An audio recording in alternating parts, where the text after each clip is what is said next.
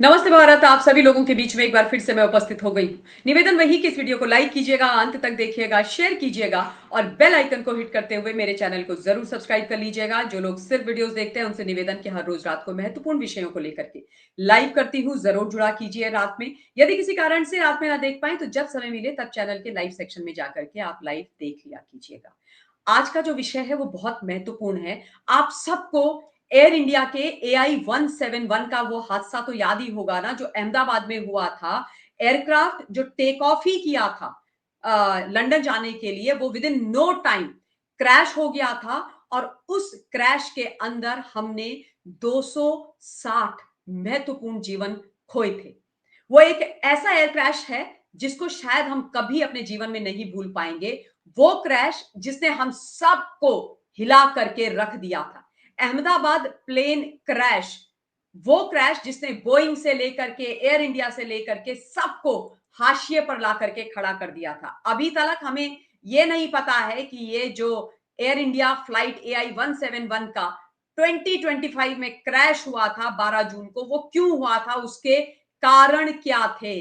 कारणों के बारे में कोई जानकारी नहीं है। यद्यपि जो इनिशियल रिपोर्ट आई है उससे हमें कुछ चीजों की जानकारी हुई है कि भाई जो इंजन थे वो फेल हो गए थे। हमारे जो दोनों पायलट्स थे उनकी कोई गलती नहीं थी, ये बात मैं बोल रही हूं। लेकिन अब जो इस हादसे के अंदर लोग लोग मरे थे, जिन लोगों की जान गई थी, उन 260 लोगों में से 65 लोगों के परिवारों ने इकट्ठे होकर के एक बहुत महत्वपूर्ण और निर्णायक डिसीजन लिया है। गुजरात का जो अहमदाबाद प्लेन क्रैश हुआ था उसमें एक बहुत बड़ा अपडेट सामने आया है। और देश के सबसे बड़े विमान हादसे के 65 पीड़ित परिवारों ने विमान निर्माता कंपनी बोइंग और एयर इंडिया के खिलाफ कानूनी कार्यवाही के लिए एक अमेरिकी फर्म को सिलेक्ट किया है, एक अमेरिकी फर्म को हायर किया है। टोटल 65 फैमिलीज ऐसी हैं जो इकट्ठी हो गई हैं और जिन्होंने ये बोला है कि भैया we are not going to leave Boeing और एयर इंडिया। हमें इनके खिलाफ कानूनी लड़ाई लड़नी है। हमें इस पूरे मैटर को जो सही कंक्लूजन है वहां तक लेकर के जाना है। और उसके लिए उन्होंने एक बेस्ली एलन नाम की जो अमेरिकन फर्म है उसको हायर किया है। और इस फर्म के जो लॉयर हैं उनका नाम है माइकल एंड्रयूज, जो इन लोगों का केस लड़ने वाले हैं। वो ये एक बहुत ही महत्वपूर्ण विषय है। मैं आपको ये इसके बारे में और भी महत्वपूर्ण जानकारियां दे देती हूं कि भाई जो 65 पीड़ितों के परिवार हैं वो एक साथ आए हैं और उन्होंने ये डिसाइड कर लिया है कि कानूनी लड़ाई हमें इनके खिलाफ लड़नी होगी। हिंदुस्तान टाइम्स की रिपोर्ट के अनुसार इसी फर्म ने जिसने बोइंग 737 मैक्स दुर्घटनाओं में मारे गए परिवारों का भी प्रतिनिधित्व किया था। ठीक है ना। ये जो फर्म है इसको क्यों हायर किया, क्योंकि इसने पहले बोइंग का जो एक और 737 मैक्स ड्रीम लाइनर था, जब वो दुर्घटना ग्रस्त हुआ तो उसमें जो लोग मारे गए थे उनका भी प्रतिनिधित्व किया था, उनको भी कानूनी तौर पर रिप्रेजेंट किया था और उनका केस बोइंग के सामने लड़ा था। यानी बोइंग को उन्होंने उस समय भी आड़े हाथों लिया था। और माइकल एंड्रयूज कर्ता धर्ता हैं इस पूरे के पूरे फर्म के, जिसका नाम बेस्ली एलन है। ठीक है।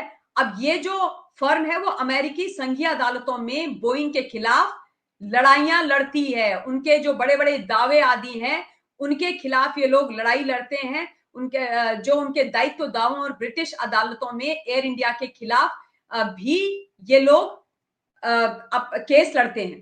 तो चूंकि इसका बैकग्राउंड ऐसा है इस फर्म का, इसलिए इसको हायर किया गया है। हालांकि अभी तक कोई मुकदमा दायर नहीं किया गया है बेस्ली एलन के द्वारा या माइकल एंड्रयूज के द्वारा बोइंग के ऊपर, एयर इंडिया के ऊपर। ये 65 जो लोग हैं इनके माध्यम से कोई केस दायर नहीं किया है, लेकिन केस दायर करने की तैयारी की जा रही है। एंड्रयूज ने एक बयान में ये कहा कि हमारी फर्म जो प्रेजेंटली 65 पीड़ितों के पीड़ित परिवारों का प्रतिनिधित्व कर रही है, हम इस त्रासदी के कारणों का पता लगाने के लिए आंकड़े इकट्ठे कर रहे हैं। यानी कि जो आंकड़ा है, जो डेटा है, हम उसको इकट्ठा कर रहे हैं और उसका पालन करने के लिए हम प्रतिबद्ध हैं। ठीक है ना। पीड़ित परिवार जवाब के हकदार हैं। हम पारदर्शिता की गुहार लगा रहे हैं। ही इज सेइंग कि भैया जो पीड़ित परिवार हैं, जिन्होंने अपने लव्ड वंस खोए हैं, जिनके परिवार के लोग, किसी का भाई, किसी की पत्नी, किसी के पिता, किसी का पूरा परिवार, हस्बैंड, वाइफ, बच्चे, सब इस हादसे में मर गए। वो कह रहे हैं कि उन परिवारों को ये जानने का हक है कि कैसे यह हादसा हुआ, कैसे उन्होंने अपने परिवारजनों को खोया। और वो कह रहे हैं कि हमें ट्रांसपेरेंसी इस पूरे मैटर में चाहिए। यह नहीं कि बोइंग इसमें कोई चीजें छुपा दे। देखिए, बोइंग को क्लीन चिट अभी तक मिली नहीं है और मिलनी भी नहीं चाहिए। बोइंग ने हालांकि एड़ी से चोटी का जोर लगाया था, है ना, बहुत सारा उन्होंने पेड मीडिया इकट्ठा कर लिया था, पेड पीआर करवाया था, खूब इन्होंने कंस्पिरेसी थ्योरी चलाई। कौन सी कंस्पिरेसी थ्योरी चलाई?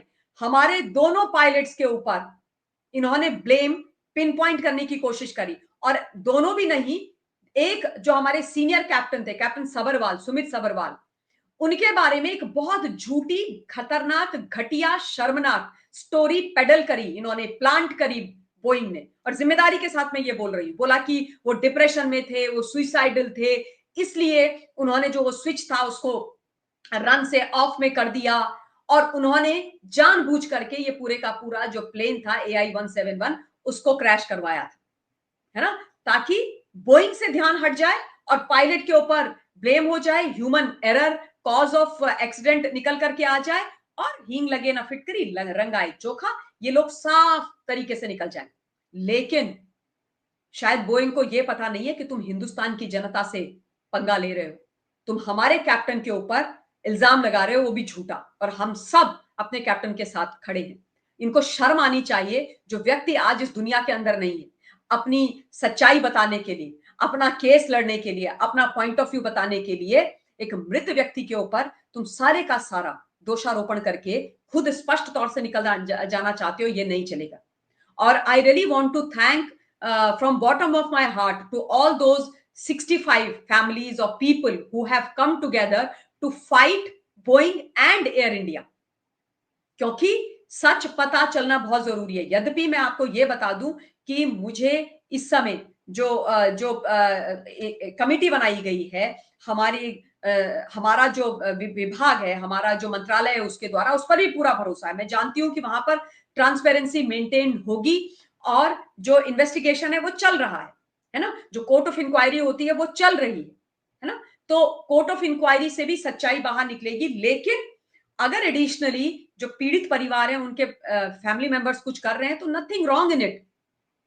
और जिनके ऊपर बीतती है वही समझते हैं, जिन्होंने अपने परिवारजन खोए हैं वो समझते हैं कि मतलब उनके साथ कितना गलत हुआ है। उनका जो दर्द है वो हम लोग महसूस कर सकते हैं थोड़ा बहुत, लेकिन समझ नहीं सकते।